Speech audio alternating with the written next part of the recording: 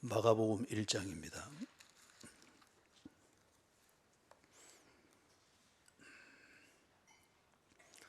마가복음 1장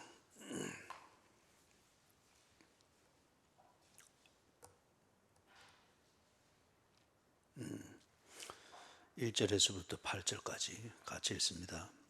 하나님의 아들 예수 그리스도의 복음의 시작이라. 선지자 이사야의 글에 보라, 내가 내 사자를 네 앞에 보내노니 그가 네 길을 준비하리라. 광야에 외치는 자의 소리가 있어 이르되 너희는 주의 길을 준비하라. 그의 오실 길을 곧게 하라. 기록된 것과 같이 세례 요한이 광야에 이르러 죄 사함을 받게 하는 회개의 세례를 전파하니 온 유대 지방과 예루살렘 사람이 다 나아가 자기 죄를 자복하고 요단강에서 그에게 세례를 받더라. 요한은 낙타 털옷을 입고 허리에 가죽띠를 띠고 메뚜기와 석청을 먹더라. 그가 전파하여 이르되 나보다 능력 많으신 이가 내 뒤에 오시나니 나는 굽혀 그의 신발끈을 풀기도 감당하지 못하겠노라. 나는 너희에게 물로 세례를 베풀었거니와 그는 너희에게 성령으로 세례를 베푸시리라. 아멘.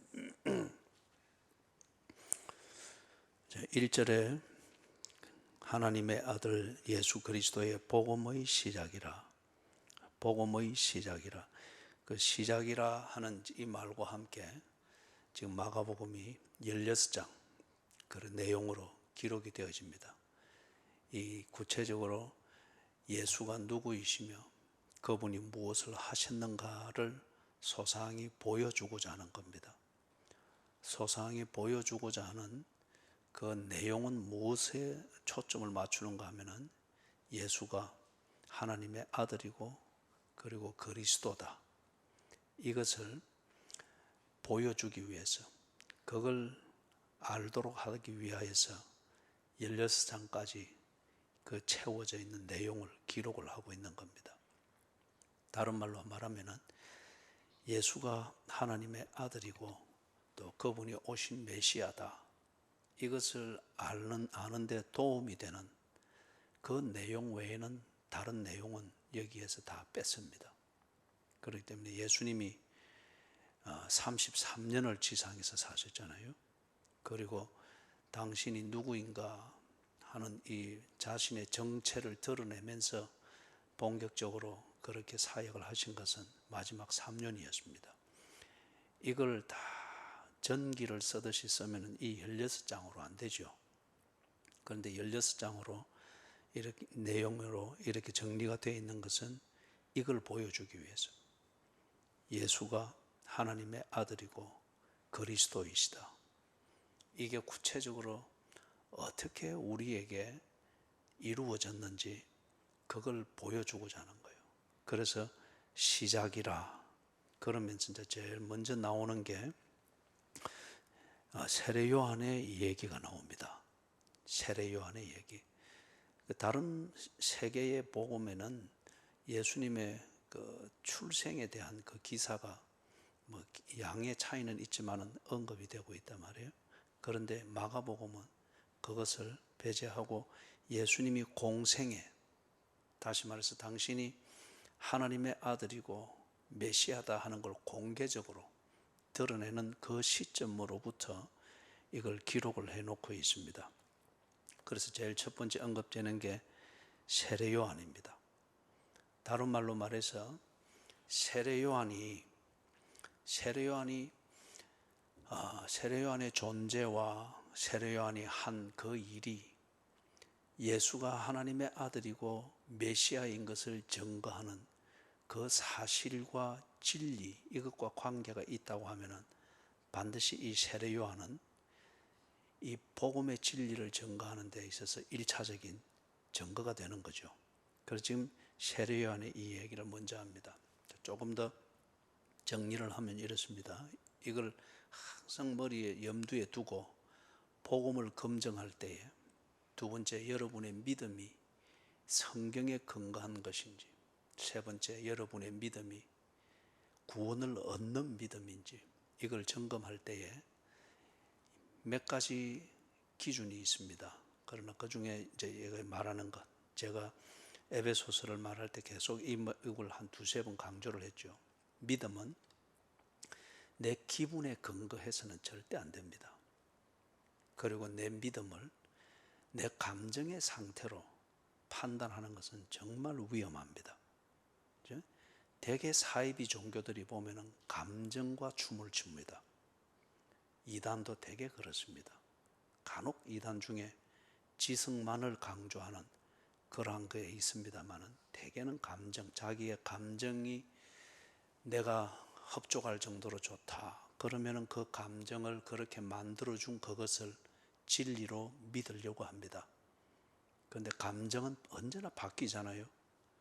마스크 쓰고 있을 때 감정 다르고 마스크 벗으면 또 감정 다릅니다. 그러니까 마스크 쓰고 있다가 믿었던 거 마스크 벗으면 가치 없어져 버리는 거예요.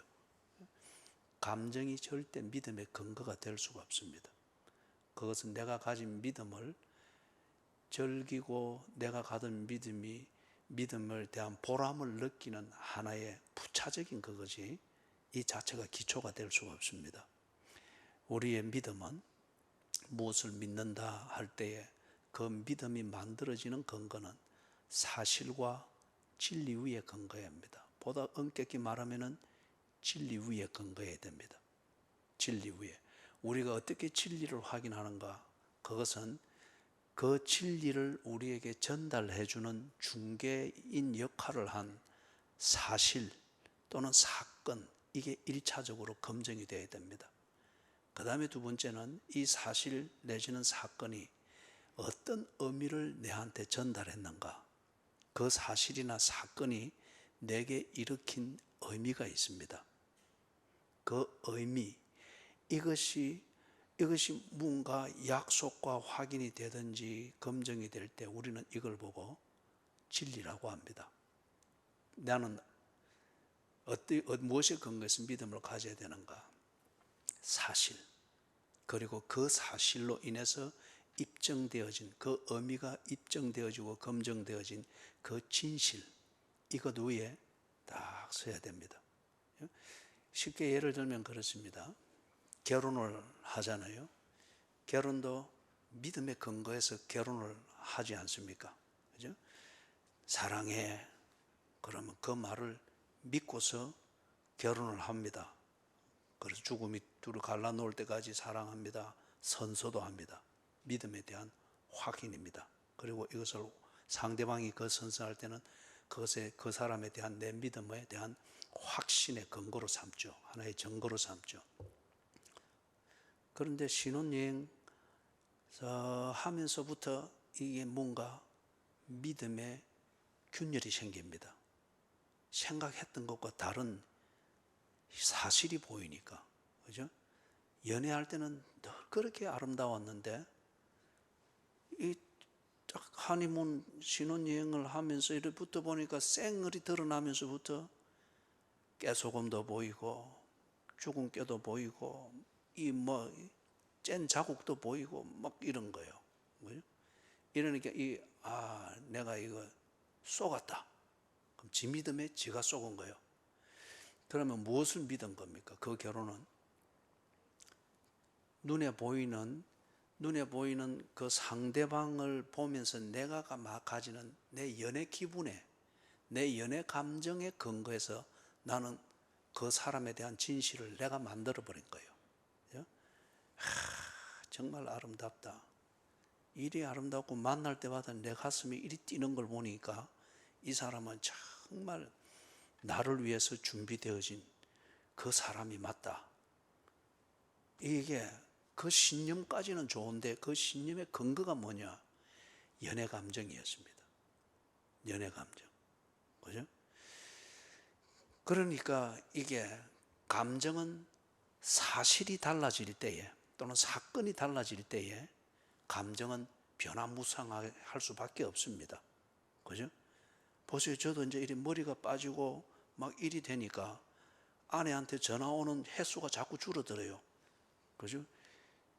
즉 감정이 다르다는 거죠. 그죠? 그렇기 때문에 우리가 주로 연애와 결혼은 분명히 다르죠. 연애는 감정의 장난입니다. 그러나 결혼은 사실과 신뢰의 문제입니다. 그죠? 그러면 이거는 정말 연애에서 결혼으로 이어지려고 하면 연애 감정을 싹싹 벗겨내는 그런 데이트, 그런 대화, 교제 이런 것들이 필요하죠. 그래서 사실을 확인해서 내 믿음, 팥뿌리가 되어도 변하지 아니할 그 믿음을 정말 다 가질 수 있는 이게 필요하죠. 예수를 믿는 것도 같은 이치입니다.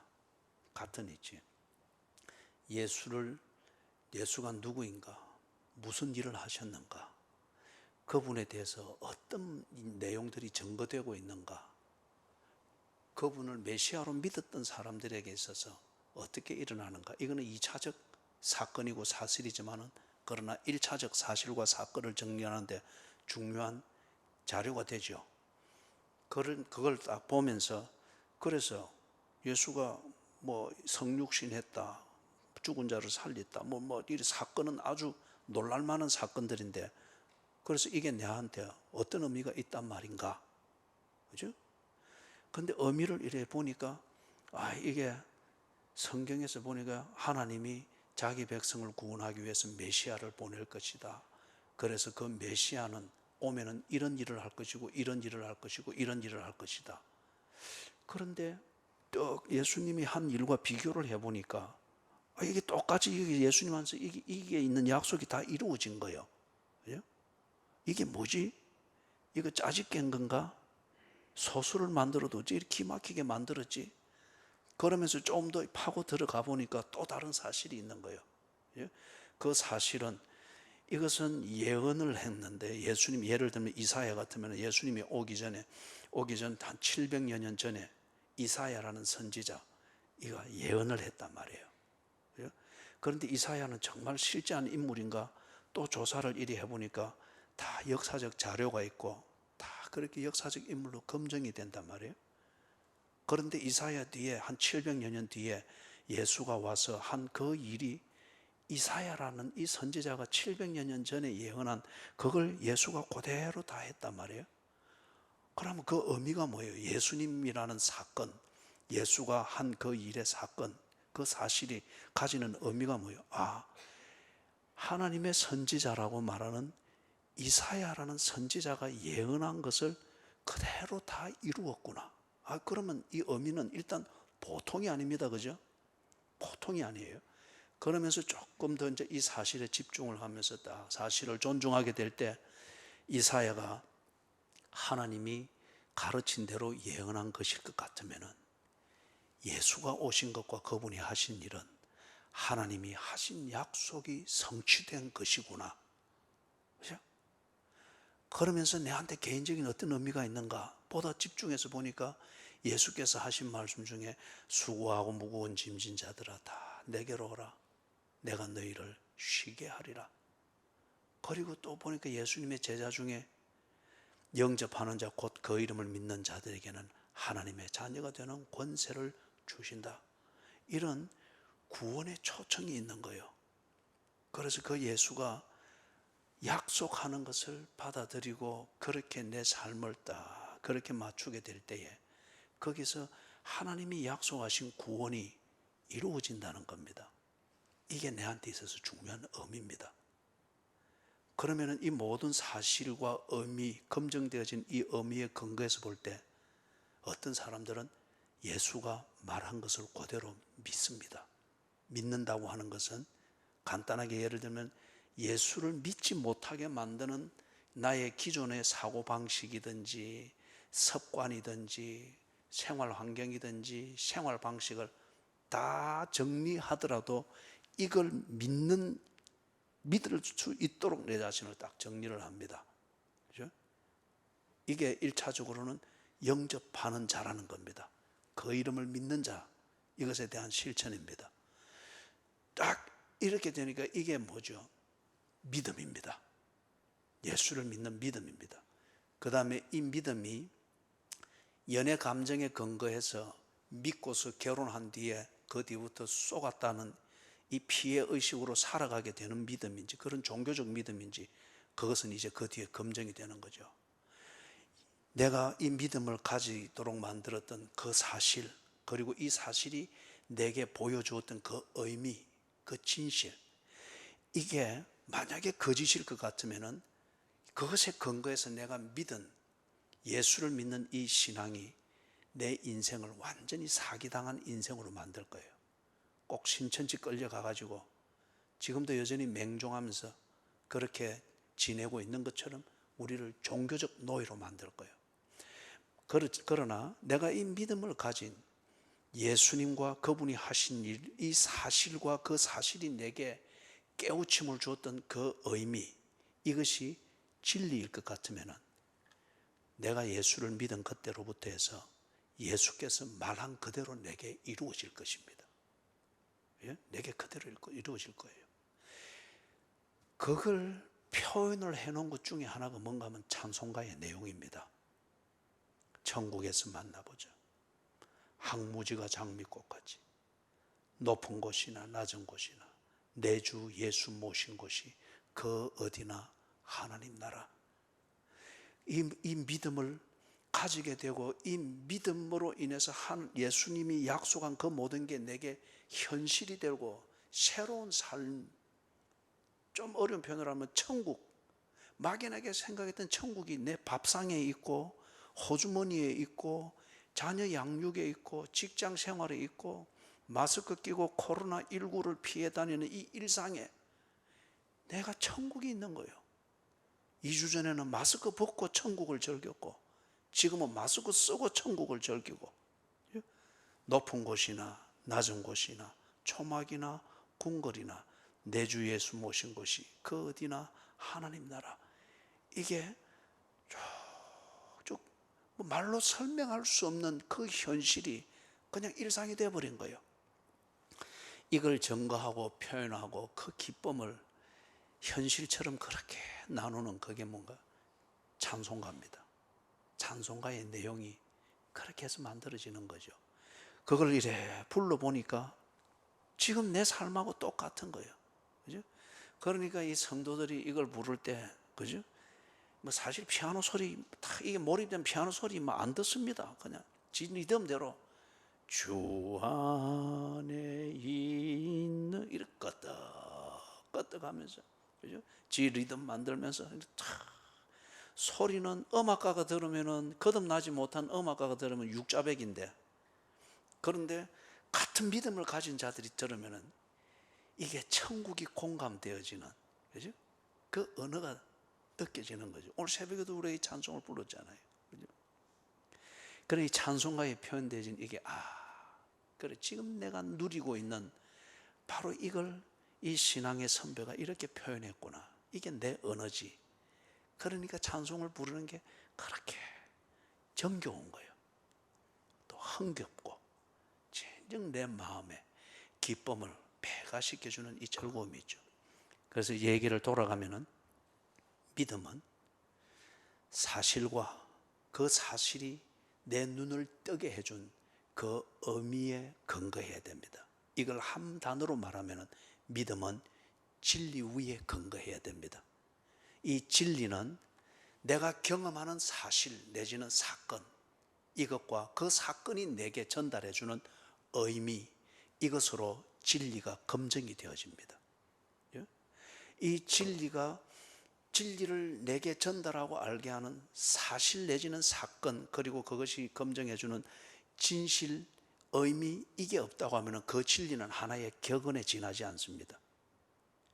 그 진리는 하나의 명심보감에서 경륜을 가지고서 쌓여진 경륜으로 뭔가 지혜를 만들어 놓은 어떤 그런 것에 지나지 않죠. 그거는 진리가 아니죠. 전에도 몇 번 강조했습니다만 진리가 되려고 하면 철학적인 기준에서도 진리의 본질을 정의하면 세 가지 요소를 채워야 됩니다. 진리는 영원해야 됩니다. 진리는 불변해야 합니다. 그리고 진리는 모든 것에 해답이 되어야 됩니다. 그죠? 해답이 언제나 우리한테 즐거움을 주는 건 아니잖아요. 바른 처방이 우리에게 언제나 즐거운 것은 아니잖아요. 그죠? 약이, 몸에 좋은 약은 쓰다는 속담이 그래서 나오는 거잖아요. 진리가 되려면 진리는 영원해야 합니다. 진리는 불변해야 합니다. 진리는 모든 문제에 대해서 대답이 돼야 됩니다. 대답이. 그죠? 그렇지 않는 것 같으면은 이거는 하나의 지혜의 경구이고 격언이고 속담일 수 있겠죠. 그런 속담이 다 아주 많은 그 생각을 하게 만들어 주긴 하지만은, 그러나 속담이 절대적인 것은 아니잖아요. 그죠? 절대적인 것은 아니잖아요. 자라보고 놀란 사람 뭐 보고도 놀란다 합니까? 예, 그런데 간혹 자라보고 놀란 사람 자라탕 먹을 생각을 한다 합니다. 이제 몸에 좋다니까, 현대에 와서는. 그렇기 때문에 진리는 뭐냐? 이 진리는 반드시 그 진리의 본질을 우리에게 알게 해주는 사건이 있고 사실이 있습니다. 그리고 그 사건과 사실을 통해서 그 의미를 우리가 생각하게 되고 깨닫게 되고 검증하게 됩니다. 그래서 이게 길이구나. 그래서 진리입니다. 그래서 진리가 우리에게 나타났죠. 이걸 여러분이 잊지 마십시오. 제가 종종 이 믿음을 설명할 때 이 기본을 언제나 강조를 하게 될 겁니다. 특히 있지만 그 키워드는 믿음은 사실과 진실 위에 근거합니다. 이걸 한마디로 정리하면 믿음은 진리 위에 근거합니다. 그래서 다시 거꾸로 이해하기 쉽게 말하면 진리는 반드시 이 진리를 우리에게 전달해주고 알게 하는 사건이 있고, 그 다음에 그 사건은 우리에게 의미를 그렇게 전달해 줍니다. 그것으로 진리인 것을 확인하게 되죠. 자, 그래서 복음의 시작이라, 예수가 하나님의 아들이고 메시아다, 이게 진리다 말이에요. 그래서 이 마가가 이 진리를 사람들이 바로 깨닫고 믿도록 하기 위하여서 이 진리가 전달되는데 사용되었던 사건, 그리고 그 사건을 통해서 사람들에게 깨우침을 줬던 의미, 이게 뭔가를 다시 한번 정리를 해주는 겁니다. 그래서 복음의 시작이라, 다른 말로 말하면 진리가 이렇게 나타나고 검증이 되어졌다, 이걸 지금 말하는데, 첫 번째 나오는 그 사건이 뭔가 하면 세례 요한이라는 사건이에요. 2절을 같이 한번 읽어보십시다. 선지자 이사야의 글에 보라, 내가 내 사자를 네 앞에 보내노니 그가 네 길을 준비하리라. 자, 거기 중요한 사실 하나를 이야기를 합니다. 선지자 이사야의 글이라고 합니다. 지금 우리 구약 성경에 이사야서 있죠. 그걸 지금 말합니다. 그러면 여기서 왜 선지자 이사야의 글을 마가가 이걸 강조하는가? 다른 선지자들도 많이 있었죠. 그런데 두 가지 이유로 요약을 하면 그렇습니다. 첫 번째는 이사야는 굉장히 존경받는 그런 선지자 중에 한 명입니다. 좀 쉽게 말하면 이사야가 말을 하면은 어떤 사람은 이사야가 말했기 때문에 그게 무조건 하나님의 말씀이라고 믿는 사람이 있을 정도로 이사야는 굉장히 존경받는 위대한 선지자 중에 한 명이었습니다. 유대인들 가운데에서. 두 번째는 이사야의 글에 메시아에 대한 예언이 구체적이고 그리고 자주 나옵니다. 유대인들이 메시아를 간절히 기다렸잖아요. 그렇다고 하면은 그들이 이 메시아 사상을 다 가지고 나름대로 메시아 신앙을 그들이 가지게 된 데 있어서 근거가 무엇일 수 있는가? 특히 선지자 이사야의 글의 내용이 유대인들의 메시아 사상을 형성하는 데 중요한 역할을 했거든요. 그들이 뒤에 가서 이걸 아전 인수격으로 좀 와전시킨 그 문제가 있지만, 그래서 이런 크게 봐서 두 가지 이유, 이걸 들어서 볼 때 마가가 세례 요한의 사건을 설명을 해서 이걸 통하여서 예수가 하나님의 아들이고 메시아이시다, 이걸 증명을 하는 데 있어서 아주 중요한 자료가 됩니다. 그래서 선지자 이사야의 글에 하면서 그 내용을 말하는데, 내가 내 사자를 네 앞에 보낸다. 사건 하나가 예언되었습니다. 두 번째 예언되어지는 사건은 그가 네 길을 준비하리라. 사람들이, 이 유대인들이 위대한 선지자 이사야가 말한 것이기 때문에 이거는 틀림이 없다고 믿습니다. 틀림이 없다. 다른 말로 하면은 메시아가 오면은 무엇으로 검증하는가? 하나는 메시아의 길을 준비하기 위해서 오는 하나님이 보낸 사자가 온다. 그죠? 그 다음에 두 번째는 그가 오면은 메시아의 길을 준비할 것이다. 이는 분명한 사실이잖아요. 그들이 믿을 수 있는 사실이에요. 위대한 선지자 이사야가 말하는데, 그런데 문제는 뭐냐면은 그 하나님이 보낸 그 사자를 어떻게 구별하지? 두 번째는 주의 길을 준비한다고 하는데 어떻게 하지? 그죠? 이걸 알아야 이제 구분이 될 거잖아요. 예? 이게 구분이 안 되고 이거 가지고 그냥 흥분만 해가지고 이제 감정으로 확 흥분만 했으면 와 온단다. 선지자 이사야가 말했지 이게는 분명하다 온단다. 흥분이 확 돼서 지 감정에 도취되어가지고 은혜 받았다 이제 이러는데, 그런데 이걸 어디서 배우지? 나중에 떡 보니까 신천지 연제구 여기 떡 가가 있는 거예요. 연제구 여기 보니 신천지 지금 센터가 3군데 있어요. 그죠? 여기 우리 교회에서 이쪽 방면으로 사는 분들 손 한번 들어 보십시오. 이쪽 방향으로 사는 분들. 와, 그거 안 돼요. 지금 그 신천지 센터가 이쪽 방향입니다. 이쪽 방향. 자, 그런데 이게 주의 사자가 온다. 주께서 보내신 사자가 온다. 그가 누구지? 그 다음에 그가 오면 주의 길을 예비한다. 어떻게 하지? 굉장히 흥분은 되고 기대는 되는데 그걸 더 알고 싶은 거예요. 그런데 떡 보니까 안다시고 막 이래 감정이 또 들떠놓으니까 저 떡 가가 있는 거예요. 저게. 그래서 마가가 딱 가서 찾아내옵니다. 왜 감정에 들떠나? 선지자 이사야의 글이라는 이 사실을 통해서 네가 이만큼 알았으면 여전히 그 사실에 근거해서 알아야지. 왜 여기 와서 춤을 추고 있나? 마가가 딱 잡아내옵니다. 뭐로 잡아내오는가? 3절을 가지고 잡아내옵니다. 3절 같이 읽습니다. 광야에 외치는 자의 소리가 있어 이르되 너희는 주의 길을 준비하라. 그의 오실 길을 곧게 하라. 그만큼. 자, 이제 오는데 주의 사자는 딱 오는데 누구인가? 그 모습과 특징이 있습니다. 광야에 외치는 자의 소리라고 합니다. 그렇다면 그는 반드시 광야에서 발견됩니다. 두 번째, 광야에서 뭘 하는가?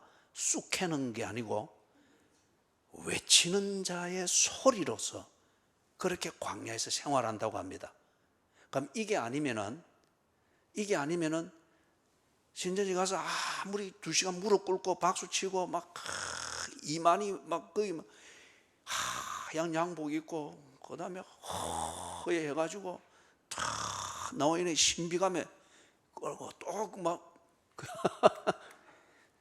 네 기분이다 말이에요. 이럴 땐 니라는 소리 들어도 돼요. 지 기분에 그건 도취된 거예요. 여기는 딱 뭐라 그럽니까? 주의 사자가 오면은 광야에 있다 하잖아요. 그 다음에 어디 있다고 하면 뭘 한답니까? 외치는 자인데 지는 안 보이고 소리만 분명하게 전달이 된다는 거예요.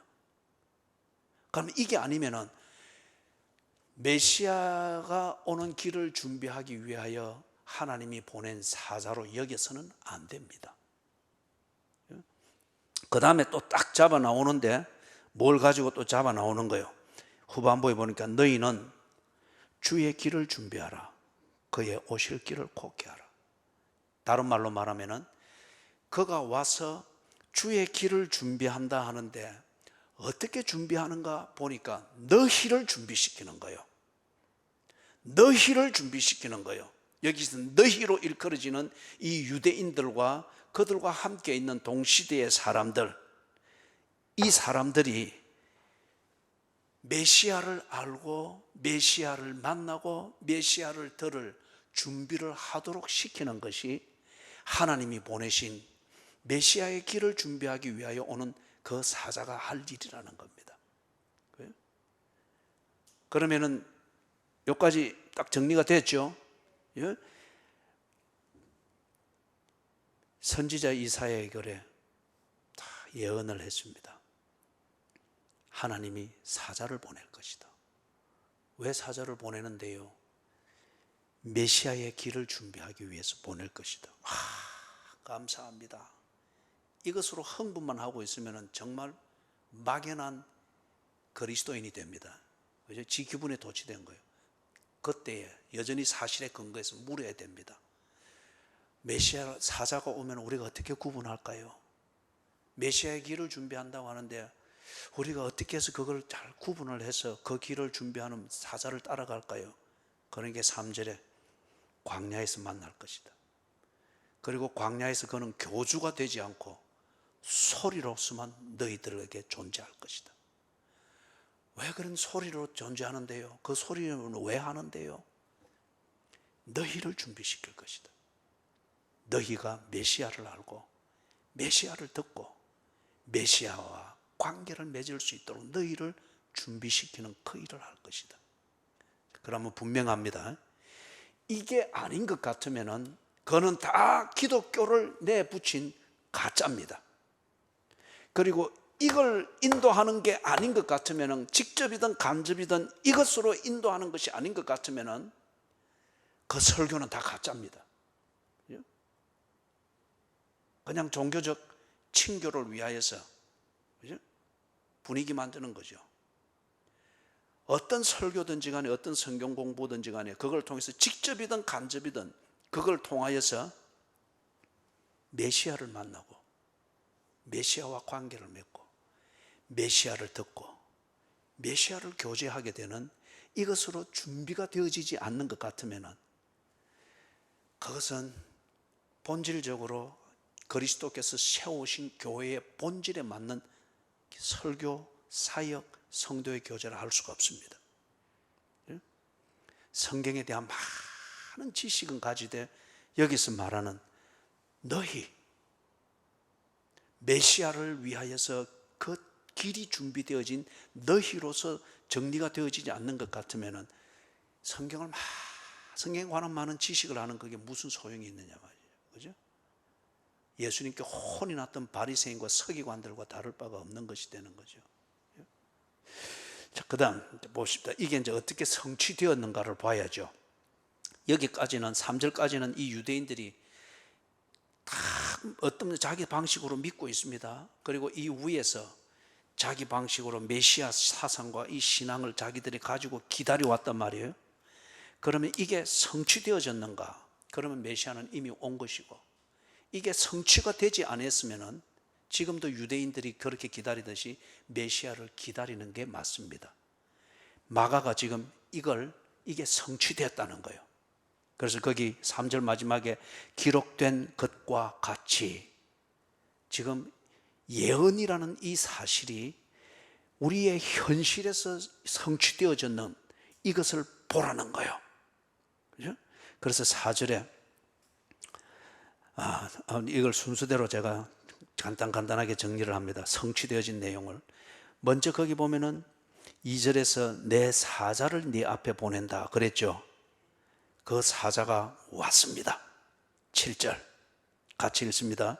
그가 전파하여 이르되 나보다 능력 많으신 이가 내 뒤에 오시나니 나는 굽혀 그의 신발끈을 풀기도 감당하지 못하겠노라.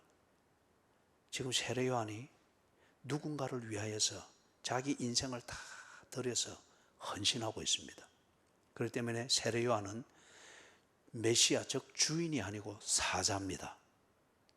사자는 왕의 앞에 서가지고 왕의 가는 길에 이 길을 만드는 게 그 사자의 기본 개념이죠. 그래서 7절에 딱 보니까 사자가 왔습니다. 그가 누굽니까? 세례 요한입니다. 그죠? 세례 요한입니다. 그 다음에 두 번째 예언에서 두 번째 요소는 뭐죠? 2절 하반절에 그가 네 길을 준비하리라. 즉 메시아의 길을 준비하리라. 하나님이 보내신 사자, 그게 지금 그가 그 다음에 오실 메시아, 그게 네 2인칭으로 되어 있죠. 그가 네 길을 준비하리라. 8절 같이 읽습니다. 나는 너희에게 물로 세례를 베풀었거니와 그는 너희에게 성령으로 세례를 베푸시리라. 지금 성령으로 세례를 베푸실 그분, 그 메시아를 위하여서 지금 메시아께로 가야 될 너희를 준비시키고 있는데 무엇으로 준비시키고 있습니까? 물로 세례를 주는 것을 통해서. 여기서 지금 물로 세례를 주는 것과 성령으로 세례를 주는 것, 이것에 대한 본질에 대해서는 다음에 해당되는 본문이 나올 때 그때 설명을 하도록 하겠습니다. 지금 세례 요한이 와서 오실 메시아를 위해서 그 길을 준비를 합니다. 그걸 위해서 3절에서 말했던 대로 메시아를 만나야 될 너희를 준비를 시키고 있습니다. 메시아가 왔을 때 오셨군요. 메시아가 말씀하실 때 바로 이 말씀이군요. 그리고 메시아가 초청을 할 때 감사합니다. 기다렸던 분이 당신이군요. 이렇게 될 수 있도록 세례 요한이 너희를 준비시킵니다. 물로 세례를 줌으로써. 그죠? 자, 조금 더 나가 보십시다. 그 다음에 3절에 보면은 거기 예언이 되어 있죠. 첫 번째가 광야에 외치는 자의 소리가 있을 것이다 그랬죠. 6절을 봅니다. 6절 같이 읽습니다. 요한은 낙타털 옷을 입고 허리에 가죽띠를 띠고 메뚜기와 석청을 먹더라. 광야에 외치는 자의 소리, 이게 지금 6절에서는 이게 보니까 이 모습이 뭔가 하면은 구약시대 때의 선지자들의 모습입니다. 선지자들이 주로 광야에서 예언 활동을 하는 이런 시간들을 보냈습니다. 그럴 때에 이들이 주로 입었던 게 이 야생 가죽입니다. 그래서 그걸 지금 이 털옷으로 했는데 이게 지금 모피 외투를 말하는 게 아니에요. 그죠? 가죽 짐승 잡은 그 가죽 그걸 지금 덮어 입고 그래 하면서 광야니까 석청 그리고 메뚜기 야생에서 아주 가장 기본적인 그러한 그것으로서 이래 색생활을 했단 말이에요. 그러면 한번 예를 보아야 되겠죠. 관주 뭐로가 붙어 있습니까? 요한은 낙타 털옷을 입고 티끌 떼 있죠. 거기 성경 어디를 보라고 되어 있습니까? 열왕기하 1장 8절에서는 엘리야의 모습이 나와요. 그다음에 그러면 이게 엘리야만 털옷을 입고 있었느냐? 그게 아니에요. 엘리야도 선지자들이 그렇게 광야에서 또는 외진 곳에서 그렇게 할 때에 입었던 그 옷 중에 하나가 털옷을 입은 그 모습인데, 그럼 다른 선지자도 했다는 증거가 있습니까? 그 관주의 두 번째 성경 구절은 뭐가 나옵니까? 자, 찾아봅니다. 스가랴 13장 4절. 스가랴 13장 4절.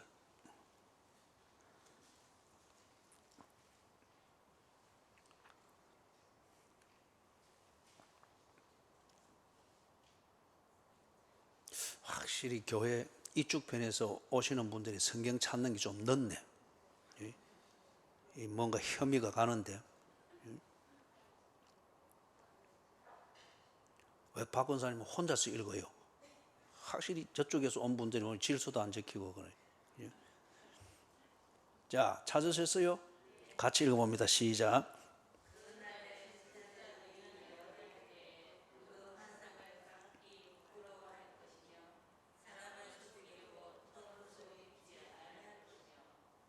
거기 돼 있죠, 그죠? 거기 선지자들이 복수로 나오죠. 그런데 그 선지자들이 그날에는 선지자라는 이 신분 때문에 손해보고 핍박하고 억압하고 하니까 이걸 피하려고 털옷을 입지 아니한다 그랬죠, 그죠? 선지자 아닌 것처럼 행세한다 그러잖아요. 한 군데 더 봅니다. 그 관주의 세 번째 성경 구절은 뭐로 되어 있습니까?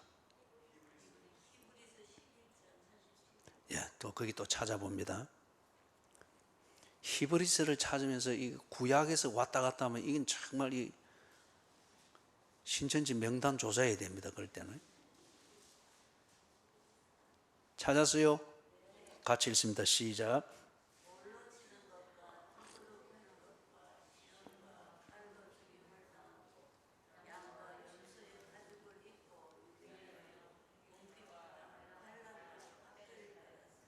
예. 지금 히브리서에서 그걸 기록하고 있는 그 사람들은 구약시대 때의 사람들입니다. 예? 구약시대 때의 사람들. 그런 이제 보니까 간단하게 이제 정리를 하면 그래요. 6절에서 말하는 낙타 털옷을 입고 허리에 가죽띠를 띠고 메뚜기와 석청을 먹더라. 지금 요한이 독특하게 자기가 엘리야의 후계자로 왔다는 것을 나타내기 위해서 엘리야의 의상을 지가 하고서 그렇게 하는 이런 어거지가 아니에요. 엘리야도 그때에 그 털옷을 입고 광야에서 그렇게 지낼 수밖에 없었던 것은 하나님의 말씀을 선포하고 또는 하나님의 말씀을 따라서 살기를 원하는 사람들이 때로는 핍박을 패서 외진 곳에서 아니면은 깊은 묵상의 시간을 가지기 위해서 그렇게 가졌습니다. 그리고 이러한 것이 선지자들이 더욱더 왕성해지고 이럴 때에 그 선지자들 중에서 광야로 나가서 그렇게 살았습니다. 그죠? 그런데 핍박들이 일어나고 할 때는 선지자 옷 입고 이런 생활 행색이 되어 있으면 표적이 되니까 선지자들이 전형적으로 입는 털옷을 벗어버리고, 그죠? 그냥 평상복으로 입고 선지자 아닌 척 행세하는 때들도 있었다는 거예요. 무슨 말씀인지 이해가 되시죠? 그러면은 세례 요한은 광야에서 외치는 자의 소리는 무엇이냐? 세례 요한이 선지자로서 광야에서 그렇게 생활했다는 겁니다. 그래서 광야에 외치는 자의 소리가 왔습니다. 성취되었습니다. 그게 지금 6절에서 그대로 나타나고 있잖아요. 낙타 털옷을 입고 허리에 가죽띠를 띠고 메뚜기와 석청을 먹더라. 그 다음에 또 예언이 되어 있는 거 3절을 올라가 보면 3절에 두 번째는 또 어떤 예언이 있습니까? 너희는 주의 길을 준비하라. 그의 오실 길을 곧게 하라. 그게 4절과 5절 같이 읽습니다. 시작.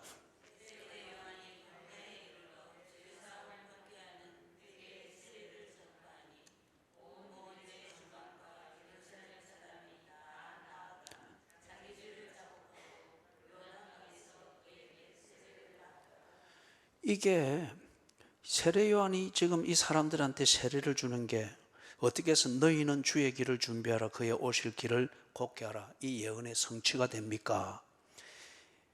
지금 세례 요한이 세례를 베풀고 있을 때 누가 세례를 받으러 지금 나오고 있습니까? 예? 왜 앞질러 갑니까? 4절과 5절을 보세요. 누가 지금 세례 받으러 나오고 있습니까?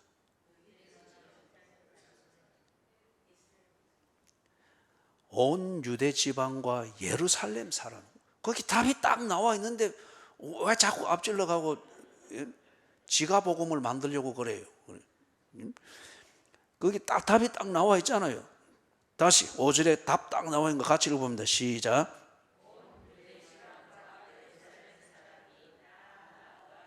그죠? 자기 죄를 자복하고 요단강에서 그에게 세례를 받더라.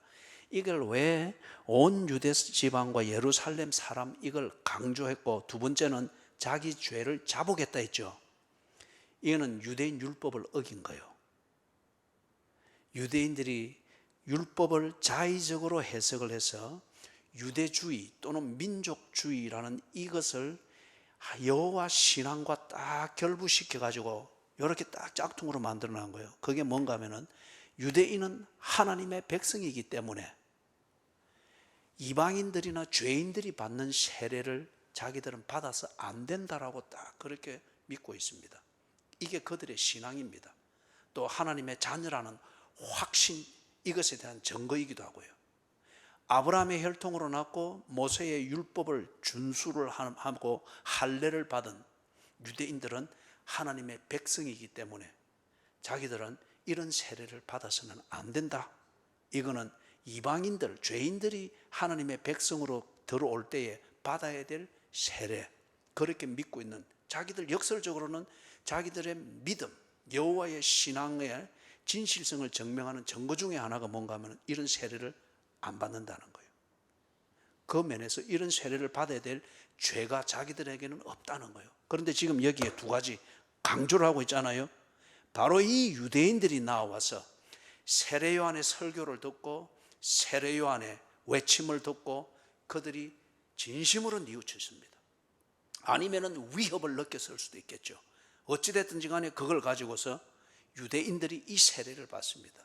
세례를 받는 충족 조건으로서 죄를 자복합니다. 내가 죄인입니다. 내가 하나님의 은혜가 아니면은 하나님의 백성이 될 수 없는 죄인입니다. 또는 하나님의 백성으로서 나는 너무 무지한 죄를 지었습니다. 세례 요한 앞에 이것을 자복하고 세례를 받는단 말이에요. 이걸 유대인의 관점에서 보면은 3절에서 말하는 너희의 관점에서 보면은 너희라는 이 자의식의 이 관점에서 보면은 이들은 죄를 짓고 있는 거예요. 유대인을 통해서 유대교를 통해서 배운 유대교를 통해서 배운 그들 나름대로의 여호와의 신앙의 정통을 이들이 어기고 있는 겁니다. 세례 요한이 이걸 깨뜨리면서 지금 뭘 하는 거예요? 이단 하나 만들자고 이게 아니잖아요. 이사야가 예언한 대로 하나님이 보내신 메시아의 사자가 올 때 그가 하는 일이 뭐라고 했습니까? 너희를 준비시킨다고 했잖아요. 3절에서 너희는 주의 길을 준비하라. 그의 오실 길을 곧게 하라. 그래서 이 너희, 유대인들의 유대주의적 사고방식과 유대교에 오도되어진 짝퉁 이 신앙, 짝퉁 메시아 사상, 이것을 깨뜨리고 정말 메시아를 바로 볼 수 있도록, 그리고 메시아가 아니면 구원을 얻지 못하고 메시아를 영접하여 메시아와 관계가 될 때에 진정 하나님의 백성이 된다고 하는 이것에 눈을 뜰 수 있도록 유대교의 이 단단한 껍질을 세례 요한이 광야에서 깨뜨리고 있는 거예요. 그러면서 이 온 유대 지방과 예루살렘에서 온 유대인들이 죄를 자복하며 세례를 받습니다. 주의 길을 준비하고 있습니다. 우리가 다음 수요일부터 보게 되겠지만은 이때 이제 예수께서 산상수훈으로부터 시작해가지고 천국 복음을 전할 때 이들이 쫙 듣게 되는 거예요. 그러면서 혼돈도 일어나게 되는 거예요. 자, 봅니다. 2절, 3절 거기서 예언되어진 게 이렇게 세례 요한을 통해서 그대로 성취되어졌다고 하는 것을 마가가 딱 대조해서 보여주었습니다. 이걸 좀 더 실감나게 우리가 사진 몇 장 보고 정리를 하십시다. 자, 한번 내보세요. 저기 지금 쿰란이라고 하는 것입니다. 사해 이쪽 서쪽 편에 있는 쿰란이라고 하는 곳이에요. 그 다음에 또 내보세요. 좀 키워보시고. 저기 보면 굴 하나 보이죠? 굴. 예, 저기에 이제 이 성경을 기록한 두루마리를 저기 숨기고 그랬습니다. 저기 어떻게 올라갔겠어요? 그죠? 그 다음에 또요.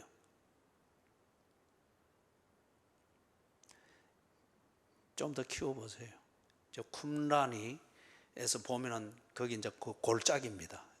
골짜기. 저기 로마 군인들이 확 들어왔을 때 저 쿰란이라는 곳에 크로스웨이를 하신 분들은 들어봤을 거예요. 에세네파가 저기서 기거하면서 금욕주의적 생활을, 철저한 금욕주의적 생활을 하면서 그들이 했던 중심된 일은 성경을 필사하는 거였어요. 로마 군인들이 섬멸하기 위해서 사사시 뒤지러 들어올 때 자기가 쓰던 필사하던 이 두루마리들을 말아가지고 급히 말해가지고 저 골짜기로들 도망을 갔습니다. 가면서 저런 굴들을 찾아가지고 두루마리를 거기 다 숨기고, 그런데 왜 전설처럼 이 사람들이 어디로 사라진지를 몰라요. 그런데 이제 그들이 숨겨놨던 그 두루마리가 1948년에 그때부터 저기 우연한 기회로 찾아지기를 시작했어요. 그래서 성경이 역사적으로 일관되다고 하는 것이 증명되는 중요한 사건이 일어났습니다. 저게 쿰란이라는 골짜기예요. 그런데 왜 저 쿰란을 보여주는가 하면은 세례 요한이 저 쿰란 공동체에 있었습니다. 쿰란 공동체에서 SNF와 함께 이 성경을 필사하고 이렇게 하는 가운데 세례 요한이 그 공동체의 룰을, 규율을 어기고 무단 탈퇴해 버렸습니다. 그렇기 때문에 저 쿰란 공동체와 유대주의자들은 세례 요한을 아주 불법을 행한 자로서 매도를 합니다. 그래서 여러분이 성지순례를 가면 저기 가면 그 쭉 설명들을 해주는 영상을 보여줘요. 거기 보면 세례 요한이 불법을 행해서 무단 이탈을 한 배교자로서 거기는 유대주의적 관점에서 그리 이야기를 해요. 그런데 세례 요한이 그리 나갔던 것은 자기가 할 일은 이게 아니다는 거죠.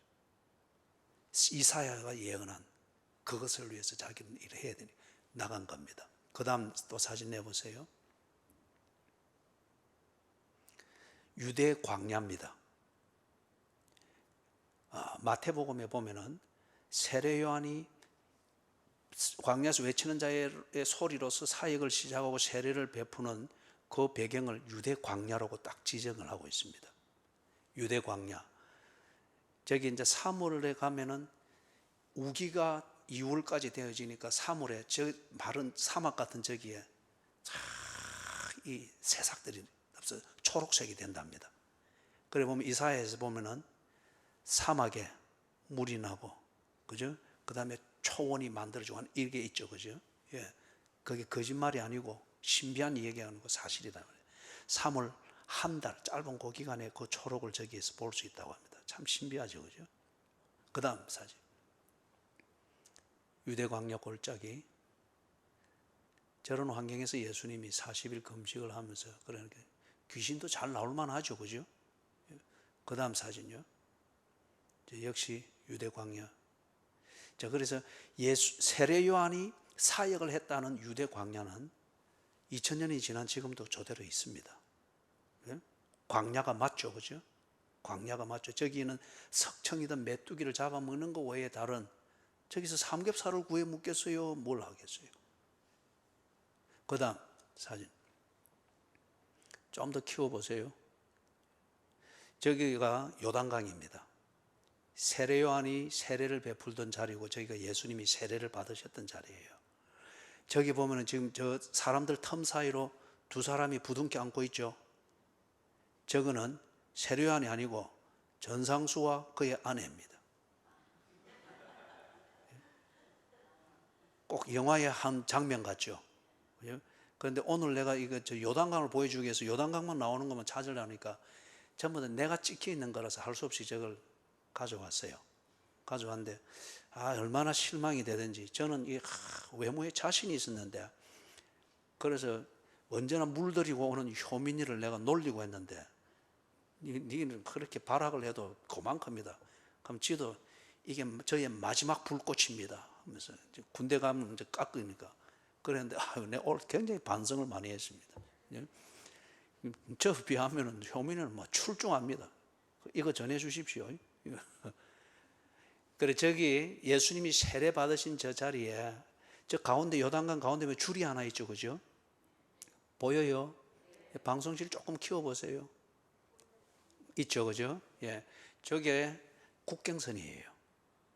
국경선. 그래서 여기 지금 사람이 있는 쪽은 이스라엘 땅이고 저 선 너머는 요르단 땅입니다. 그래서 그쪽 건너편 조금 한번 세워보세요. 조금만 더 하면 그 군인이 한 명 보일 텐데. 다음 사진에 나오는 모입니다. 아니요, 거기 아니요. 다음 사진 내세요. 예, 혹시 군인이 보여요? 뭐 안 보여도 저쪽은 이제 요르단 땅이고 저 요르단 군인이 저기 총 들고 항상 그 대기하고 있습니다. 그래서 요르단 쪽으로 성지 순례를 가서 요르단 쪽 저쪽 영역에서 저기서 세례를 경험하고 하는 그 관광객들도 있는데 요즘 거기 조금 복잡하니까 이쪽으로 와서 또 세례 요한은 이쪽 편에서 아까 유대 광야에서 했다 했잖아요, 그죠? 그러면 이쪽 편이 맞아요. 이쪽 편에서 이제 이래 하는데 그걸 가가지고 제가 세례를 주는, 그래서 아내를 물에 담그고 또 제가 아내 손잡고 물에 담기고 그리 하면서 참 감동스러웠어요, 그죠? 저거는 사실이잖아요, 그죠? 저 사실이 우리에게 전달하는 의미를 내가 저기서 한번 아내와 함께 확인을 해본 거죠. 너무 감동스러웠어요. 그죠? 너무 감동스러워요. 그래서 순례객들이 가면은 저 가운은 저기 가게는 그 매점에서 가운을 팝니다. 파는데 무늬는 세 종류가 있는데 저는 십자가를 택하고 안에는 무슨 뭐 다른 그림이 있는 것을 택해서 가운을 입고 안에 수영복 입고 그렇게 하면 그 순례객들이 저리 할 수 있도록 그 샤워장도 있고 뭐 이렇게 해요. 그 다음 사진 내보십시오. 그래서 제가 거기에 있었다는 저 뒤쪽이 뭔가 하면은 저 세례식 마치고 옷 갈아입고 사해로 가기 전에 찍었습니다. 저 뒤쪽이 여리고입니다. 여리고. 그러면 유대 광야 거기서 제일 들어가는 초입에 나오는 그 큰 도시가 여리고잖아요. 그죠? 그래서 지금 요단강 변에서 여리고 쪽을 배경으로 해서 그래서 찍은 겁니다. 자, 다 됐죠? 예. 그러면 됐습니다. 자, 말씀을 정리를 합니다. 세례 요한, 유대인들이 존경하고 신뢰하는 선지자 이사야의 글, 그 사실에 근거해서 그들은 메시아를 대망하고 기다렸습니다. 그런데 선지자 이사야의 글이라는 이 예언, 이 사실이 세례 요한이라고 하는 이사야 선지자로부터 약 700여 년 뒤에 온 세례 요한이라는 이 인물과 그가 한 일을 통해서 예언이 그대로 성취되었습니다. 광야에서 세례를 베푸는 것을 통해서 유대인들의 사고방식과 그들의 아집에 사로잡혀 있는 유대교회를 다 깨뜨리고 메시아가 와서 설교하면 들을 수 있도록 마음밭을 정리를 했어요. 그 다음에 세례 요한이 정말 왔는가? 그것을 지금 2000년이 지난 지금에 그 땅을 가보았습니다. 그 땅은 그대로 있고 그 물은 그대로 흐르고 있고 물의 양과 수위는 많이 줄어들었지만 그대로 있고, 그죠? 여전히 순례객들이 2000년 전에서부터 지금까지 똑같이 그 의미를 새기면서 지금도 성지 순례가 이루어지고 있고, 세례 요한이 머물렀던 그 자리, 쿰란 공동체라는 그 골짜기, 그리고 세례 요한이 그 공동체의 규율을 어기고 탈퇴를 할 수밖에 없었던 그 자리, 그 현장을 다 밟아보았어요.